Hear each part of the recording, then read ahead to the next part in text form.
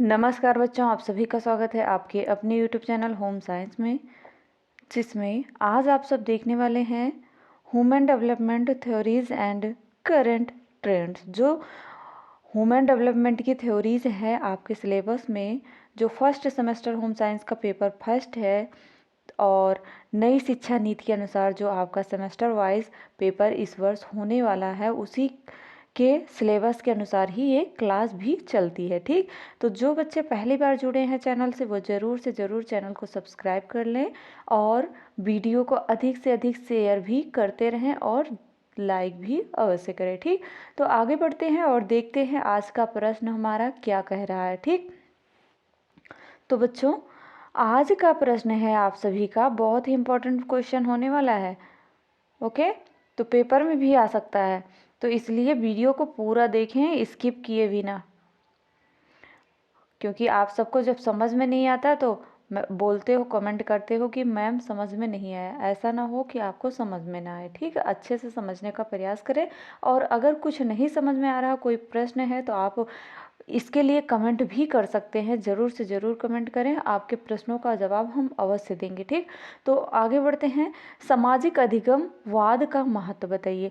तो बच्चों जो टेलीग्राम चैनल से जुड़ना चाहते हैं, लिंक मैंने डिस्क्रिप्शन में दे रखा है, वहाँ से आसानी से PDF भी प्राप्त कर सकते हैं। ठीक, तो प्रश्न हमारा आज का है, सामाजिक अधिगमवाद का महत्व बताइए। तो जो सामाजिक अधिगमवाद है उसका महत्व, हमें इम्पोर्टेंस होता क्या है सामाजिक अधिगमवाद, मैंने इससे पहले जो 16 नंबर का वीडियो है, 16 नंबर क्लास है, उसमें बताया था अधिगम होता क्या है। सीखना है अधिगम। ठीक, लर्निंग को ही सीखना कहते हैं और अधिगम वही लर्निंग है।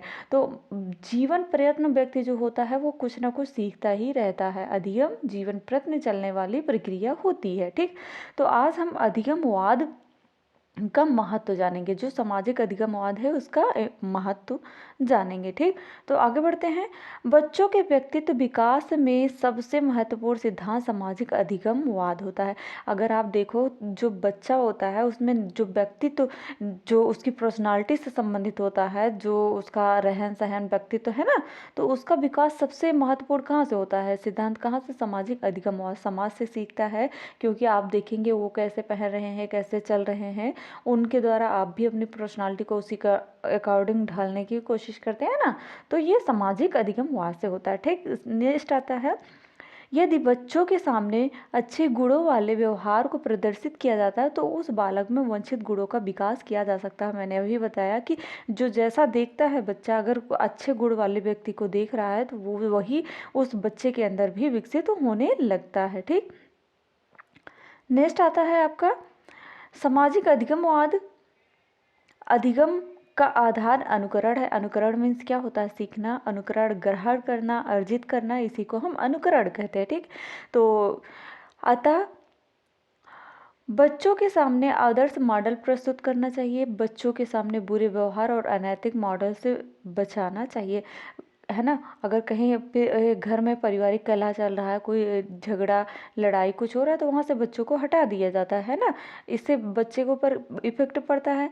अगर बच्चा जैसा देखेगा वैसा करेगा। ठीक, तो इसीलिए कहा जा रहा है इसमें कि बचाना चाहिए, बुरे व्यवहार और अनैतिक मॉडल से बच्चे को हमें बचाना चाहिए, उन्हें दूर रखना चाहिए। ठीक, नेक्स्ट आता है, विद्यार्थी अवलोकन के द्वारा आसानी से एवं अच्छी तरह से सिखाते हैं। विद्यार्थी जो होते हैं उन्हें अवलोकन के द्वारा हम बहुत आसानी से और अच्छी तरह से सिखा सकते हैं। इसीलिए छोटी कक्षाओं में व्याख्यान विधि का जगह प्रदर्शन विधि का प्रयोग किया जाता है। प्रदर्शन विधि जो हम देख के प्रदर्शित करके सीखते हैं वही प्रदर्शन विधि कहलाती है। ठीक, नेक्स्ट आता है पावलोव। बच्चे पावलोव जो होते हैं, इन्होंने ये थ्योरी है, सिद्धांत, इन्होंने पावलोव ने सिद्धांत किसके ऊपर अपनी जो रिसर्च की थी, इन्होंने किसके ऊपर किया था, तो एक कुत्ते के ऊपर किए थे। ठीक, याद रखना बहुत इंपॉर्टेंट है। अगर प्रश्न बहुविकल्पीय या शॉर्ट में आ जाता, वेरी शॉर्ट में, पावलोव ने किसके ऊपर अपने रिसर्च किया था, तो वे कुत्ते के ऊपर किए थे। ठीक, नेक्स्ट वीडियो में इनके ऊपर हम डिटेल में पढ़ाएंगे आपको सभी को।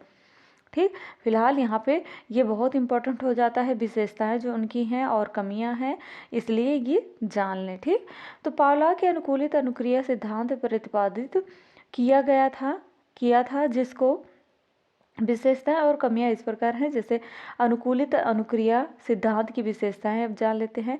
अनुबंधन सिद्धांत संबंध सहज क्रिया पर आधारित है। ठीक, किस पे आधारित है? संबंध और सहज क्रिया पर। छोटे बच्चे प्रायः इसी रूप में सीखते हैं। सेकंड है, यह सिद्धांत इस बात पर बल देता है कि यदि स्वाभाविक उद्दीपक के साथ अनुबंधित उद्दीपक का प्रयोग किया जाए तो स्वाभाविक अनुक्रिया में वृद्धि होती है। ठीक, उसके बाद नेक्स्ट आता है, यह सिद्धांत कहता है कि यह सिद्धांत अनुबंधन और पुनर्बलन पर बल देता है। अनुबंधन पर और किस पर? पुनर्बलन पर। पुनर्बलन मीन्स क्या होता है? पुनः से, जो पुनः द्वारा सीखा जाए, पुनः बलन द्वारा एक बार करके दोबारा सीखा जाए। ठीक, पुनर्बलन से सीखने की गति बढ़ती है और अनुबंधन से सीखना स्थायी होता है। ठीक, इसी सिद्धांत के अनुसार सीखने के लिए अनुबंधित उद्दीपक और अनुबंधित अनुक्रिया के संबंध में संबंध होना आवश्यक होता है। नेक्स्ट आगे बढ़ते हैं। अनुबंधन की प्रविधियां द्वारा बच्चों की बुरी आदतों के स्थान पर अच्छी आदतें प्रतिस्थापित की जा सकती हैं। ठीक, अनुबंधन जो शासन होता है ना, वही है। कमियां, नेक्स्ट देखते हैं कमियां। अभी तो आपने इम्पोर्टेंस ध्यान है। ठीक, तो कमियां क्या हैं? यह सिद्धांत पशुओं पर प्रयोग करके प्रतिपादित किया गया था और बालकों पर प्रयोग करके इसकी पुष्टि की गई।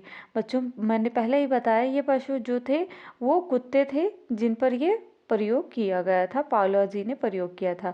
और पुष्टि कहाँ पे की गई थी? बालकों पर प्रयोग करके। अतः परिपक्व मनुष्यों की सीखने की प्रक्रिया पर यह पूर्ण रूप से लागू नहीं होता है।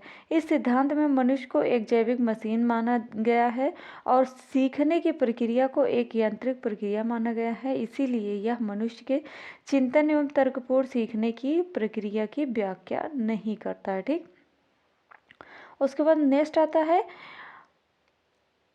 अनुबंधित अनुक्रिया द्वारा सीखना स्थायी नहीं होता है। ठीक, अनुबंधन की प्रक्रिया कुछ विशेष परिस्थितियों में होती हैं, जबकि सीखने की प्रक्रिया जो होती है स्वाभाविक रूप से सदैव चलती रहती है। यह सिद्धांत मनुष्य के सीखने की प्रक्रिया की सही व्याख्या नहीं करता है। ठीक, तो आई होप आपने समझा होगा बहुत अच्छे से। तो मिलते हैं नेक्स्ट वीडियो में। अभी तक जो लाइक नहीं किया, लाइक कर दो और सब्सक्राइब भी कर लो जो नहीं किए हैं, और जो कर चुके हैं उनके लिए तो है ही क्लास।